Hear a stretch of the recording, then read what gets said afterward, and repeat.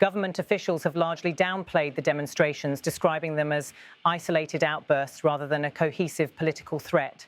But opposition leaders see it differently.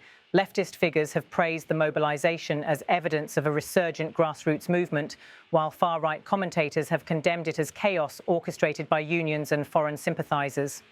The inclusion of Palestinian solidarity slogans has especially rattled certain political circles. Supporters argue that international solidarity is integral to the French tradition of protest, while critics dismiss it as a distraction from domestic issues. Either way, the connection to Gaza has undeniably given the protests a global dimension that makes them harder to ignore. Walking among the crowd, one could sense the emotional intensity. Parents pushed strollers while carrying banners. Elderly marchers leaned on canes but refused to stay home. Teenagers held up hand-painted signs.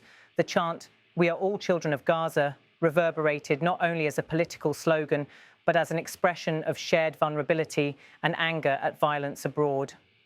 FPTV cameras lingered on faces, serious, defiant, sometimes hopeful.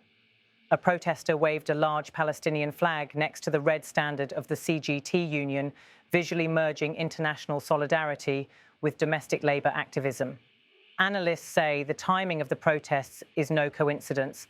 France is facing economic uncertainty, with inflation eroding purchasing power and unemployment stubbornly high in certain regions.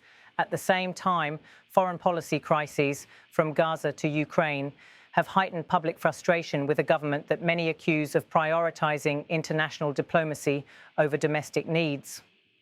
In Bordeaux, a city often viewed as a bastion of calm compared to Paris or Marseille, the eruption of thousands of protesters signalled that the discontent runs deeper and wider than some officials had assumed. The sign declaring "Bye Bayrou" was not an isolated message. François Bayrou, a long-time centrist voice in French politics, has become a lightning rod for criticism. Protesters accuse him of embodying the very elite detachment they are mobilising against. His recent comments defending government policies were cited repeatedly as evidence that leaders are out of touch with ordinary citizens. For many in the Bordeaux crowd, Bayrou was not just a politician, he was a symbol of an establishment unwilling to listen. That explains why his name was singled out, even though the protests had multiple targets.